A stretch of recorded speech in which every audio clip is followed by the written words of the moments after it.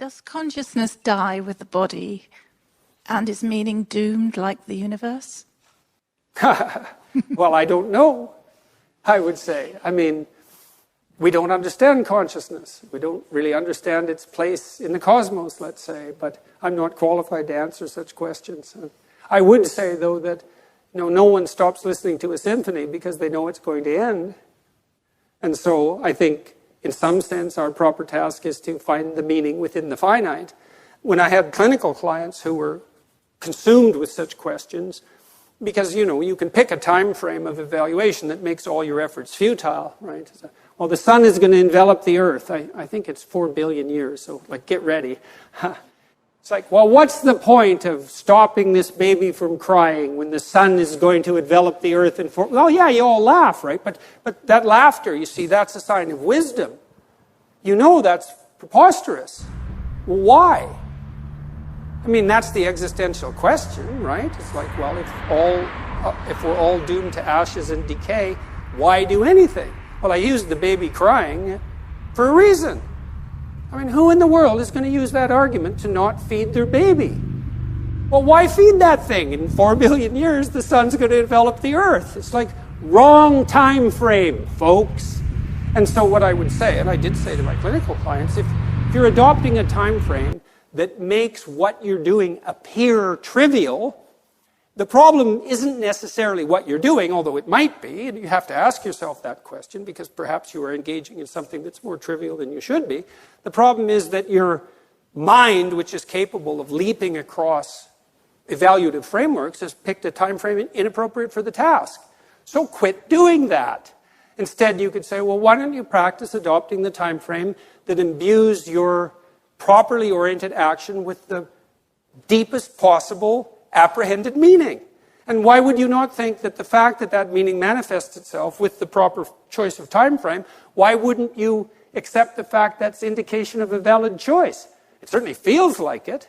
You know what it's like. You get engaged in something, a deep conversation, a piece of music, a piece of art, something you love doing, someone you love being with. You get engaged in that. You lose your sense of temporality.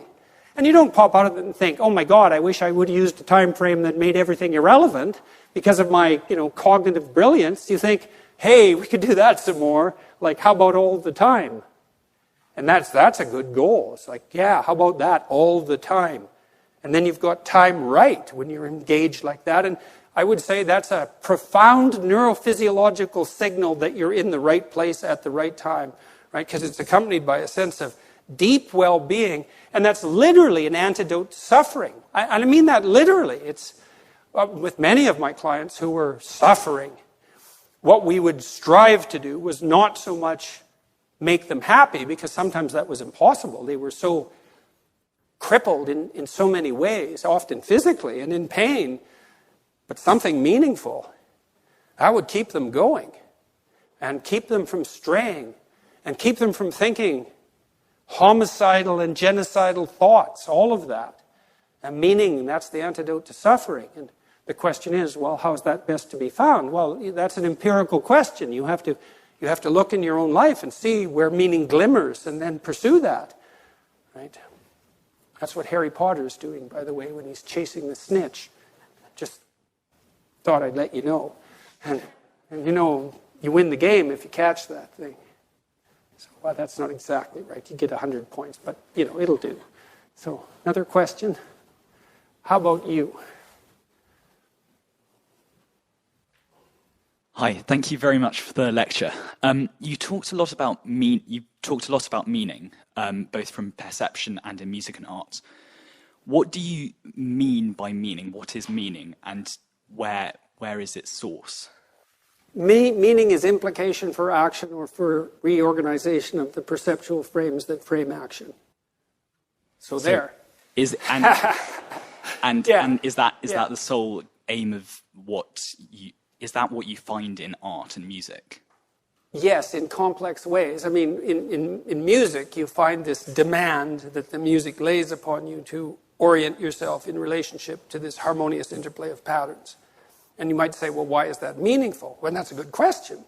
Well, it's because you're acting out something like the adaptation of your soul to the structures of reality itself. Now, it's done very abstractly because the patterns of music are not precisely the actual patterns of the world, right? They're abstractions. But it's play and representation, and it's art. And so you're acting out the process of optimal adaptation at a very high level. When you think what people are doing, imagine a Viennese waltz, So you have this unbelievably well-trained orchestra. They're all emitting patterns like mad, and they're playing while they're doing that, putting little twists on the patterns so that they're a little novel and a little interesting, even if you've heard the music many times. And you have the conductor who's keeping all these specialized subsections operating in harmony, and then you have the couples dancing, and they're trained to do that, but they're cutting the rug, in the same way. They have their moves, and they're trying to impress each other, and there's a mating aspect of that, and they're all doing that harmoniously, and it's a complete vision of a ordered society, right from the subatomic realm, let's say, all the way up to the cosmic realm. That's all taking place in the dance. And people don't know that, but, well, they do know it too, And they know it in that they're acting it out. And there isn't anything, in some sense, that you know more deeply or believe more deeply than that which you act out. And you're not smart enough to understand the full totality of your actions.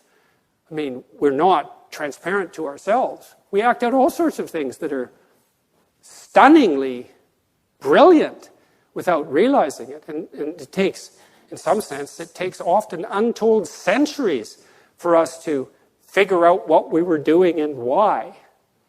And so that happens to you, in your own life when you have a flash of insight into your own behavior. That's why I was doing that. It's like, well, you were doing it. Why didn't you know? Well, you're complicated. You're really complicated and certainly not transparent to yourself.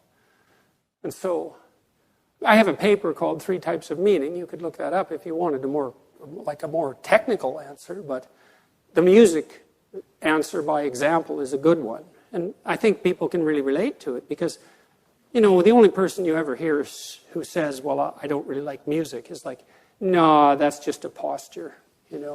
You like music. You just want to be, kind of interestingly different and controversial.